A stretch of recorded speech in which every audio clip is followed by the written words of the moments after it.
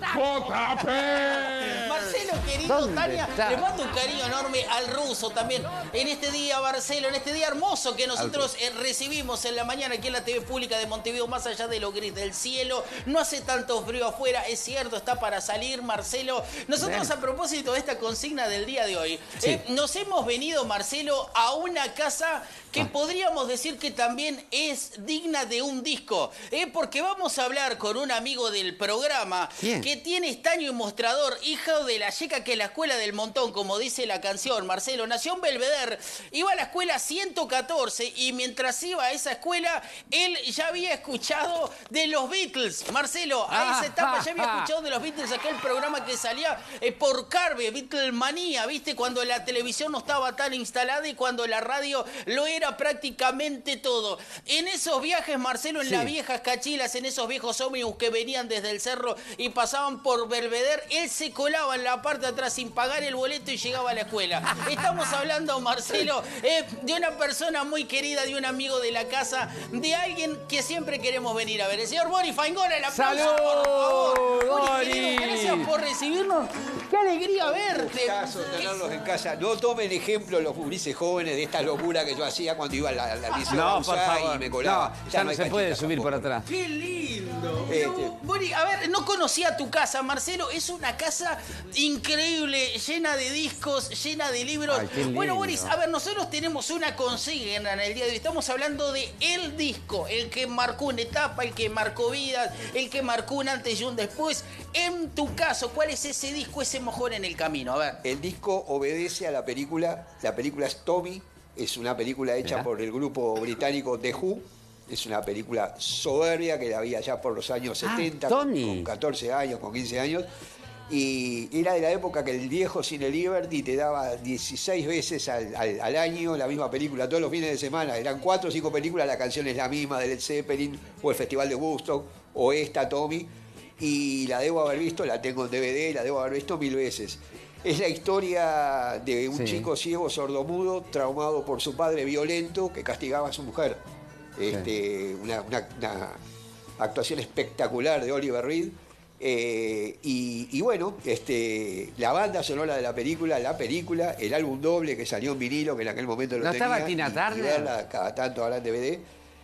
Me marcó. Estaba Tina Turner, me No, dice nada que Fito. ver. Estaba Tina ¿Ah, Turner, sí? por supuesto, la reina ácida. Claro, Estaba claro. Elton John, que era el rey, Claro. el rey del pinball, o sea, el rey de los flippers. Sí. Que estaban de moda en Sí, aquella sí. época, las maquinitas que yo hago así, tocabas al costado. El Ficini y la bola iba para La todos bola lados. iba para todos lados. El Pinball Wizard, que era Elton John, y la Reina Ácida, que es Ay, la actuación sí, una espectacular diosa. y una canción brutal Sí. de Tina Turner, son las que inyectan al muchacho como para salir de eso. La canción final se la recomiendo a la gente, si no tiene ganas de ver toda la película, la busca ahí en YouTube, está. See Me, Feel Me, Touch Me, siénteme, mírame, tócame, se llama la canción, de los Who, con el increíble Roger Daltrey parado encima de una montaña, Sí. siendo por esa vez Sí. y a partir de ahí dueño del mundo luego de una infancia brutalmente fea. Tremenda verdad, película es que verdad. me cambió la visión de las cosas, siendo un adolescente todavía o siendo un adulto muy joven. En materia de película, en materia de disco, de disco y de película, porque el disco también de Tommy está bárbaro. En materia de libros, yo entré muy joven al gremio de los libros, llevo 54 años, y siendo un chiquirín me dio por leer Borges. Y dentro de Borges me leí el Aleph. Y es una suerte de entrar en un mundo fantástico que te induce, en primer lugar, a seguir leyendo toda tu vida, en segundo lugar, a dedicarte al mundo del libro, que fue lo que me tocó, y en tercer lugar, es una maravillosa obra de arte que te lleva a leer toda la bibliografía de Borges completa, salvo la poesía con la que nunca pude, pero ni de Borges ni de nadie, soy insensible a la Y eso poesía. que nunca escribió novela, Borges, ¿viste? No, nunca escribió novela, no hizo falta, pero escribió cosas maravillosas. La biografía de Tadeo Isidoro Cruz, o la historia universal de la infamia, o la historia de la eternidad. Podemos nombrar todos los libros, el libro de la arena, Informes sobre ciegos, Funes el memorioso, Funes el memorioso despegado. Es un libro que sí, que me marcó. Película que me cambió la vida y que sigo viendo hasta el día de hoy es la del gran Stanley Kubrick, maestro de maestros, 2001, Odisea del Espacio. Mirá, Me- Marcelo, hay que ver ¿Viste? estas cosas, hay que anotar. Hoja y lápiz, Marcelo, hay que anotar estas cosas. Boris, querido, a ver, hay muchos anuncios que tenemos que hacer en el día de hoy, pero te voy a hacer una pregunta de primera cita. Hay un cineasta argentino que dice que en la primera cita uno tiene que preguntar qué onda con Batman y cuántos eran los Beatles y qué instrumento tocaba cada uno. Vamos a arrancar por la segunda. Contarle a la gente que de repente no conoce a los Beatles y nunca lo ha escuchado, cómo se llamaban cada uno de los Beatles y qué instrumento tocaba cada uno. Los Beatles que los conocieron como tales son John, Paul, John, Ringo. Llegaron a ser 6, al principio con Pete Best y con Stuart Sutcliffe, luego fueron 5, luego terminaron en 4. La historia de cada uno de ellos y la forma en que se encuentran, John y Paul se encuentran en una iglesia que luego es homenajeada en la canción de Eleanor Rigby muchos años después, casualmente en un instituto de arte, el Art College. Venían de lugares totalmente diferentes. Lennon de una infancia bastante conflictiva, cuando perdió de joven a su madre, cuando su padre era abandónico, en tiempos de guerra y alcohólico. Paul venía de un hogar un poco más tirando a lo pequeño burgués, pero siempre dentro de un suburbio parecido al que se veía afuera del puerto, porque era Liverpool. Se encuentran, se caen bien, empiezan a intercambiar conceptos. Un día Paul arrima a George Harrison y ahí surge la primer formación de los Quarrymen, que es el antecedente directo de los Beatles. Estamos hablando de 10 años después de terminada la Segunda Guerra Mundial, con millones y millones de jóvenes muertos y con el mundo todavía convulsionado por lo que había sido esa Segunda Guerra. Como respuesta a los jóvenes, el primer ídolo joven que hay, que la gente lo sabe de memoria, es el Bill Haley, aquel que cantaba el rock alrededor del reloj.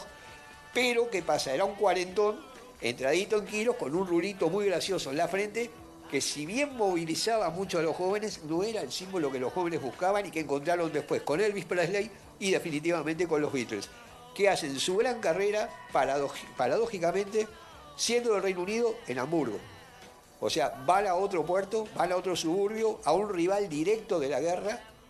Se habían masacrado entre dos pueblos y ahí empieza la verdadera historia junto con el Cavern, la verdadera historia y el éxito de estos tipos que, mucho más allá de lo musical, no cabe duda que revolucionaron socioculturalmente el mundo, no cabe ninguna duda. Estamos hablando de la década del 60, una década muy prolífera en talentos, en movimientos artísticos. Podemos mencionar todas las corrientes que hubo, Andy Warhol en pintura, los Beatles en música y bueno, los escritores, Jack Kerouac, Allen Ginsberg, no sé, toda una época revulsiva y de cambio que bueno, en definitiva fue modelando la mentalidad joven que después en el correr de los años se fue proyectando y termina en lo que muchos jóvenes son hoy. Digo, en definitiva han pasado 4 generaciones, 5 generaciones y estas costumbres instaladas en aquel momento como vanguardia por los Beatles siguen tan vigentes. Me encanta, Boris. Bueno, a ver, hoy es 6 de agosto. ¿Qué evento hay hoy que te va a tener como protagonista?